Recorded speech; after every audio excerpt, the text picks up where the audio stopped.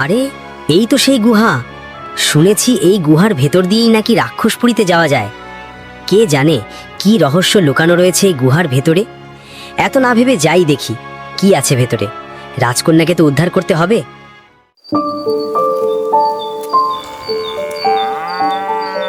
অনেক দিন আগের কথা, ঝিনুকপুর নামে এক সুন্দর রাজ্য ছিল। সেই রাজ্যের রাজা চন্দ্রশেখর এবং রানী মিথিলা ছিলেন উদারতা ও ভালোবাসার প্রতিমূর্তি। তারা কেবল রাজ্য শাসন করেননি, বরং নিঃস্বার্থ ভালো মন নিজেদের সবটুকু দিয়ে প্রজাদের হৃদয়ে জয় করেছিলেন। কিন্তু রাজা চন্দ্রশেখরের কোনো রাজপুত্র ছিল না। তাদের ছিল একটি মাত্র রাজকন্যা, রাজকন্যা মৌমিতা। সে ছিল তাদের একমাত্র নয়নমণি, আর সেই রাজ্যের একমাত্র উত্তরাধিকারী। শোনো হে রাজ্যের সকল প্রিয় প্রজারা, এই রাজ্য শুধু আমাদের নয়, এই রাজ্য তোমাদেরও। আমাদের একমাত্র কামনা তোমরা সকলে নির্ভয়ে শান্তিতে জীবন যাপন করো। সবার কাছে আমার একটাই চাওয়া, এই রাজ্যে যেন চিরকাল সৌন্দর্য এবং সমৃদ্ধির ধারা প্রবাহিত থাকে। আমাদের রাজ্যে এখন মাত্র একটি সমস্যা, সেইটা হলো আমাদের প্রাসাদের পেছন দিকের সেই গহীন বনের রাক্ষসপুরী। আমি আমার সবটুকু দিয়ে হলেও চেষ্টা করব সেই রাক্ষসপুরীর সকল রাক্ষসকে ধ্বংস করার। আম্মাজান, মৌমিতা, তোমাকে একটা কথা বলি। আমার কথা মনোযোগ দিয়ে শোনো। তোমার নিজের সুরক্ষা খুব দরকার, কারণ আমাদের পরে তুমি একমাত্র এই রাজ্যের উত্তরাধিকারী। তোমাকে সাবধানে থাকতে হবে। মনির ভুলেও কখনো প্রাসাদের পিছনে সেই বনির পাশে একা যেও না। রাজকন্যা মৌমিতা ছিল একজন অত্যন্ত মিষ্টি স্বভাবের মানুষ। তার আচরণে ছিল মাধুর্য, যা সকলকে মুগ্ধ করত। সে খুব সহজেই মানুষের সঙ্গে মিশে যেতে পারত। রাজকন্যার খুব কাছের একটি বন্ধু ছিল এক গরিব কৃষকের মেয়ে রূপা। রাজকন্যা বেশিরভাগ সময় রূপার সাথে ঘুরে বেড়াত। একদিন তারা দুজনেই প্রাসাদের ফুল বাগানে হাঁটতেছিল এবং খেলছিল। রূপা, চলো না আজ বনের দিকে সেই মাঠে যাই। সেখানে গিয়ে নদীর পাড়ে বসে মাছেদের খেলা দেখব আর ফুল তুলে আনব। হ্যাঁ, ঠিক আছে, আজকে বিকালে আমরা অবশ্যই যাব সেখানে। অবশ্য আমারও খুব ভালো লাগে সেই জায়গাটি। ঘন ঘন গাছ আর পাখির ডাক, সাথে নদীর কলকল শব্দ। এই বলে তারা কিছুক্ষণের মধ্যে রওনা হলো সেই নদীর ধারে যাওয়ার জন্য। হাঁটি হাঁটি পায়ে পায়ে তারা পৌঁছে গেল সেই মাঠের পাশে নদীর ধারে। জায়গাটি সত্যিই দেখতে খুব অপরূপ সুন্দর ছিল, ঠিক যেন রাজকন্যা মৌমিতার মতো। হঠাৎ রূপা কিসের যে এক অদ্ভুত এক শব্দ পেল।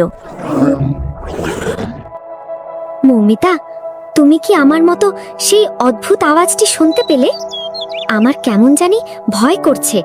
চলো না আমরা প্রাসাদে ফিরে যাই আজকে। অন্য কোনো দিন আসবো আবার। আমার এখানের পরিবেশ একদমই ঠিক মনে হচ্ছে না। মনে হচ্ছে কিছু একটা ঘটবে। আরে কি বলো রূপা, কই আমি তো কোনো আওয়াজ শুনতে পেলাম না। ভয় নেই, আমি আছি তো তোমার সাথে, তাই না? চিন্তা করো না, আমাদের কিচ্ছুই হবে না। কিছুক্ষণ পর হঠাৎ আবারও সেই অদ্ভুত ভয়ানক আওয়াজ শুনতে পেল তারা দুজনেই। এবার রাজকন্যা মৌমিতা ভয়ে কাঁপতে লাগলো। ঠিক তখনই রূপা বলে উঠল, মৌমিতা পালাও, ওই দেখো কালানাগ রাক্ষস আমাদের দিকে এগিয়ে আসছে, জলদি দৌড় লাগাও। রাজকন্যা মৌমিতা, আজকে তোমাকে পেয়েছি। আজ আর তোমাকে ছাড়তেছি না। আজ তোমাকে আমাদের রাক্ষসপুরীতে নিয়ে যাব। আজ তোমাকে আমার হাত থেকে কেউ ছাড়িয়ে নিয়ে যেতে পারবে না। তোমাকে বন্দি করে রেখে সামনে অমাবস্যা রাতে আমি শোধিত হয়ে তোমাকে বিয়ে করে এই রাজ্যের সকল ধন সম্পদ এবং এই রাজ্যের মালিক হব আমি। আজকে তোমাকে কেউ আমার হাত থেকে রক্ষা করতে পারবে না। রূপা, তুই পালিয়ে যা, আমাকে নিয়ে চিন্তা করিস না। বাবা মাকে বলে দিস রাক্ষস আমাকে নিয়ে গেছে তার রাক্ষসপুরীতে। না মৌমিতা, আমি কখনোই তোমাকে ছেড়ে এখান থেকে যাব না। এই দুষ্ট কালানাগ রাক্ষস আমাদেরকে যেতে দে বলছি। প্রয়োজন হলে আমাকে সাথে নিয়ে যেও, তবু আমার বন্ধুকে কোনো ক্ষতি করবে না। তার বাবা মা তার জন্য অপেক্ষা করতেছে। দয়া করে আমাদেরকে যেতে দাও। আমি তোমাকে নিয়ে কি করব? আমার দরকার ক্ষমতা আর এই রাজ্যের মানুষগুলো। আমি যখন রাজকন্যাকে বিয়ে করে এই রাজ্য শাসন করব, তখন প্রতিদিন এই রাজ্য থেকে একটি করে মানুষ খাবো। এই রাজ্যটা তখন আমার হাতে চলে আসবে। আমি কখনোই তাকে ছেড়ে দেব না। আমি রাজকন্যাকে নিয়ে চললাম আমাদের রাক্ষসপুরীতে।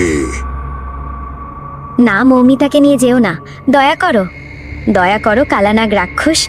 তুমি চাইলে তোমাকে প্রতিদিন খাবার দেয়া হবে, একটি করে মানুষ। তবুও তাকে নিয়ে যেও না। তবুও সেই ভয়ানক নিষ্ঠুর রাক্ষস রূপার কথা একটু শুনল না, বরং রাজকন্যা মৌমিতাকে নিয়ে রওনা দিল রাক্ষসপুরীতে যাওয়ার জন্য। এই সব দেখে রূপা কষ্টে মায়াবী চোখে তাকিয়ে রইল তার বন্ধু মৌমিতার দিকে। রাক্ষস মৌমিতাকে নিয়ে চলে যাওয়ার পর রূপা কষ্টে ভারাক্রান্ত মনে হাঁটি হাঁটি পায়ে পায়ে হেঁটে চলল রাজপ্রাসাদের দিকে। রাজপ্রাসাদে পৌঁছে রূপা সব ঘটনা খুলে বলল রাজা এবং রানীকে। তারা এই সব শুনে গভীর শোকে পাথর হয়ে পড়ল এবং ভীষণ আতঙ্কে পড়ে গেলেন। হে, কি বলছিস তুই রূপা? আমার মেয়ে কোথায়? তাকে রাক্ষস তার সাথে নিয়ে চলে গেছে রাক্ষসপুরীতে। চন্দ্রশেখর, তুমি করো না কিছু একটা। এক্ষুনি সেই বনে সৈন্য পাঠাও, তবুও আমার রাজকন্যাকে ফিরে চাই। এখন আমি কি নিয়ে বাঁচব? আমি তো একা হয়ে গেলাম। আমাকে এক্ষুনি আমার মেয়েকে ফিরিয়ে এনে দাও তুমি চন্দ্রশেখর। আমি আমার মেয়েকে ছাড়া বাঁচব না। তুমি কোনো চিন্তা করো না রানী, আমি কথা দিচ্ছি তোমাকে, আমি অবশ্যই আমার মেয়ে মৌমিতাকে ফিরিয়ে আনবো, আমার সবটুকু দিয়ে হলেও। প্রহরী, প্রহরী, কে কোথায় আছো? এখনই সেনা পাঠাও সেই বনে। রাজকন্যাকে এখনই উদ্ধার করতে হবে। রাক্ষস রাজকন্যাকে নিয়ে গেছে রাক্ষসপুরীতে। মহারাজের আদেশ অনুযায়ী সেদিন রাজকন্যাকে উদ্ধার করার জন্য 1 শতাধিক সৈন্য পাঠানো হলো সেই বনে। কিন্তু দুঃখজনক ব্যাপার একটি, তাদের মধ্যে কেউ সেদিন আর ফিরল না রাজপ্রাসাদে। রাজা এবার গভীরভাবে চিন্তিত হয়ে পড়লেন। একদিকে তার সৈন্য সামন্ত হারানোর, আর একদিকে রাজকন্যা মৌমিতাকে হারানোর। দিন যায় রাত যায়, রাজার সেই সৈন্যগুলো আর ফিরে না, রাজকন্যারও কোনো খোঁজ খবর নেই। এভাবেই কেটে গেল কয়েকদিন। মহারাজ এবং মহারানী খাবার খাওয়া ছেড়ে দিয়েছে। হঠাৎ সেই রাজ্যের মন্ত্রী এসে বলতে লাগলো, মহারাজ, এভাবে না খেয়ে থাকলে তো আপনি আর মহারানী দুর্বল হয়ে পড়বেন। তখন আমাদের রাজ্য চালাবে কে? যাই হোক, আমি আপনাকে একটি শেষ চেষ্টা উপদেশ দিতে পারি। কি সেই উপদেশ মহামন্ত্রী? তাড়াতাড়ি বলো। রাজকন্যাকে ফিরে পেতে আমি সব করতে রাজি আছি। তুমি তো জানোই এই রাজ্যের একমাত্র উত্তরাধিকারী হলো রাজকন্যা মৌমিতা। তাকে ফিরে পাওয়া খুবই প্রয়োজন। মহারাজ, আমরা তো অনেক চেষ্টাই করলাম রাজকন্যাকে ফিরিয়ে পাওয়ার জন্য, কিন্তু আমাদের সব চেষ্টা বিফলে গেল। এখন শেষ চেষ্টা হলো সারা রাজ্যে ঘোষণা করে দিন যে রাজকন্যাকে ফিরিয়ে আনতে পারবে তাকে এ রাজ্যের অর্ধেক রাজত্ব উপহার হিসেবে দেয়া হবে, আর রাজকন্যাকে তার সাথে বিবাহ দেয়া হবে। মন্ত্রীর কথায় মহারাজ চন্দ্রশেখর রাজি হয়ে গেল এবং পরদিনই সারা রাজ্যে ঘোষণা করে দেওয়া হলো মন্ত্রীর বলা সেই কথা। শুনুন শুনুন শুনুন, আমাদের রাজকন্যাকে রাক্ষস ধরে নিয়ে গিয়েছে রাক্ষসপুরীতে। যে বা যাহারা আমাদের রাজকন্যাকে রাক্ষসপুরী থেকে উদ্ধার করে এনে দিতে পারবে, তাকে মহারাজ চন্দ্রশেখর এই রাজ্যের অর্ধেক রাজত্ব উপহার হিসেবে দেবে, আর সাথে রাজকন্যাকে তার সাথেই বিবাহ দেওয়া হবে। শুনুন শুনুন শুনুন। রাজপেয়াদার মুখে এই সব কথা শুনে প্রথমে সবাই চমকে উঠল। অর্ধেক রাজত্ব আর সাথে রাজকন্যা। পরবর্তীতে তারা যখন ভালো করে শুনল যে তাদেরকে যেতে হবে সেই রাক্ষসপুরীতে, তখন সবাই ভয়ে চুপ হয়ে গেল এবং বলতে লাগলো, এই অর্ধেক রাজত্ব আর রাজকন্যাকে বিবাহ করার আশায় আমরা আমাদের জীবন হারাতে চাই না। এই বলে সবাই সবার কাজে ফিরে গেল। কিন্তু ঝিনুকপুর রাজ্যের এক ছোট্ট গ্রামে থাকত এক গরিব রাখাল বালক রাজু। রাজু ছোটবেলায় তার বাবাকে হারিয়েছে। এখন তার সাথে থাকে তার বৃদ্ধ মা। রাজু গ্রামের মানুষের গরুকে ঘাস খাইয়ে টাকা উপার্জন করে আর তাতেই তাদের দুমুঠো ভাত জোটে। রাজু ছিল একজন সৎ রাখাল। হঠাৎ রাজুর কানে রাজপেয়াদার সেই ঘোষণা চলে আসে। এই সব শুনে রাজু মনে মনে ভাবে, যদি কোনোভাবেই রাজকন্যাকে ফিরিয়ে আনতে পারি তাহলে আর আমাদের এই কষ্ট আর থাকবে না, অন্তত দুবেলা দুমুঠো ভাত খেতে পারবো। এই ভেবে রাজু রওনা দিল রাজপ্রাসাদের দিকে। হাঁটতে হাঁটতে রাজু রাজপ্রাসাদে পৌঁছানোর পর রাজাকে বলতে লাগলো, এই গরিবের সালাম নিবেন রাজামশাই। আমি যেতে চাই ভয়ানক সেই রাক্ষসপুরীতে রাজকন্যাকে উদ্ধার করতে। আমার নিজের প্রতি পুরোপুরি আস্থা হয়েছে যে আমি রাজকন্যাকে রাক্ষসপুরী থেকে উদ্ধার করে আনতে পারবো। আপনি অনুমতি দিলে তাহলে আমি রওনা দিব। তুমি পারবে রাজকন্যা মৌমিতাকে ফিরিয়ে আনতে? ঠিক আছে, তাহলে তুমি আজকেই রওনা দাও। আর তুমি চাইলে তোমার সাথে কয়েকজন সৈন্য নিয়ে যেও, তোমার নিজের সুরক্ষার জন্য। না রাজামশাই, আমার কোনো সৈন্যের দরকার নেই। আমি একাই যাব সেখানে রাজকন্যা মৌমিতাকে উদ্ধার করে আনতে। আচ্ছা ঠিক আছে, যাও। তাহলে সাবধানে যেও, আর যাওয়ার সময় অবশ্যই একটি ধারালো তলোয়ার নিয়ে যেও সাথে, কাজে আসবে তোমার। যাও তাহলে, তোমার জন্য প্রাণ ভরে দোয়া রইল। সৃষ্টিকর্তা তোমার উদ্দেশ্য সফল করুক। রাজার আশীর্বাদ নিয়েই রাজু রওনা হলো রাক্ষসপুরীতে যাওয়ার জন্য। সঙ্গে ছিল শুধু একটি তরবারি ও নিজের সাহস। রাজু অনেকক্ষণ বনের মধ্যে দিয়ে হাঁটতে হাঁটতে অবশেষে সেই রাক্ষসপুরীতে যাওয়ার জন্য গুহার মুখ পায়। আরে এই তো সেই গুহা। শুনেছি এই গুহার ভেতর দিয়েই নাকি রাক্ষসপুরীতে যাওয়া যায়। কে জানে কি রহস্য লুকানো রয়েছে এই গুহার ভেতরে। এত না ভেবে যাই দেখি কি আছে ভেতরে। রাজকন্যাকে তো উদ্ধার করতে হবে। রাজু আর সাত পাঁচ না ভেবে সাহস করে হাঁটি হাঁটি পায়ে পায়ে গুহার ভেতরে ঢুকে পড়ল। অদ্ভুত সেই গুহার ভেতরে অন্ধকারে অনেক পথ পেরিয়ে হঠাৎ রাজু পৌঁছে গেল ভয়ঙ্কর সেই রাক্ষসপুরীতে। রাজু দেখতে পেল এক বন্দি কুটিরে পাথরের আড়ালে ক্লান্ত অবস্থায় একটি সুন্দরী মেয়ে বসে রয়েছে। রাজু মনে মনে ভাবল, এই বুঝি রাজকুমারী মৌমিতা। কে তুমি? আর এই রাক্ষসপুরীতে তুমি কেন এসেছো? এক্ষুনি চলে যাও। রাক্ষস তোমায় দেখতে পেলে তোমাকে প্রাণে মেরে ফেলবে। এখানে অনেক রাক্ষস রয়েছে, পালিয়ে যাও বলছি।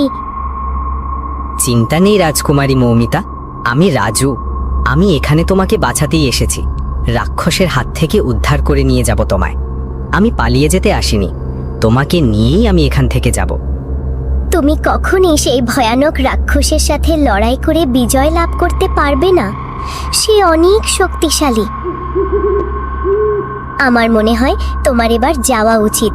এখন রাক্ষসের আসার সময় হয়ে গেছে।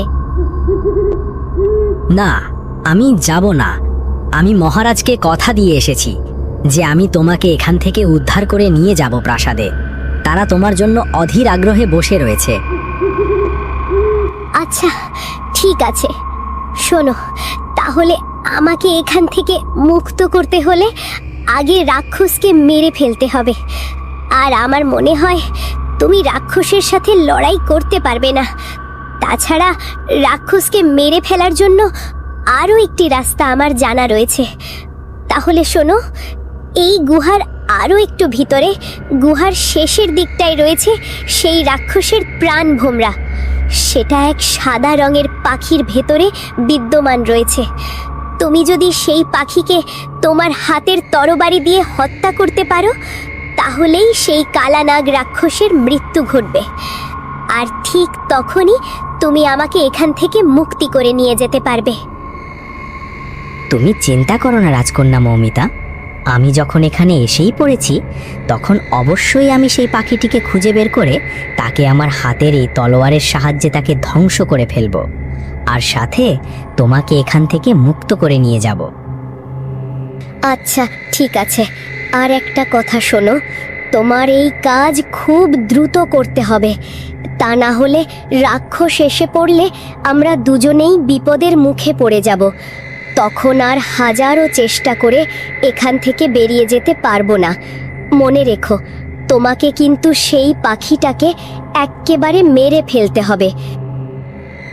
রাজু আর কোনো কথা না বলে রওনা দিল গুহার শেষ প্রান্তে যাওয়ার জন্য, যেখানে সেই রাক্ষসের প্রাণ ভোমরা রয়েছে।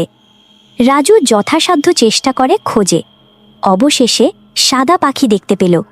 পাখিটি দেখতে দারুণ, বিশাল, ঝকঝকে সাদা ও মায়াজালময়। রাজু আর দেরি না করে হাতে থাকা তলোয়ার দিয়ে সেই পাখির দিকে তাক করে আঘাত করতেই কি হলো? আমার এমন লাগছে কেন? না না, কি আমাদের রাক্ষসপুরীতে ঢুকেছে? আমার প্রাণ ভোমরার শরীরে আঘাত করেছে। আহ আহ আমার খুব কষ্ট হচ্ছে। না না, এমনটা করো না। আমায় মেরো না। না না, দয়া করো। রাজুর তরবারির আঘাতে অবশেষে প্রাণ ভোমরার মৃত্যু ঘটল, সাথে কালানাগ রাক্ষসের বিনাশ হল। এবার রাজু হাফ ছেড়ে বাঁচল এবং খুশি হয়ে রাজকন্যা মৌমিতার দিকে রওনা হল। তার কিছুক্ষণ পরই পরিশেষে রাজু রাজকন্যা মৌমিতার কাছে পৌঁছে যাওয়ার পর দেখতে পেল রাজকন্যা মৌমিতাকে বন্দি করা খাঁচার সেই দেয়ালটি আর নেই।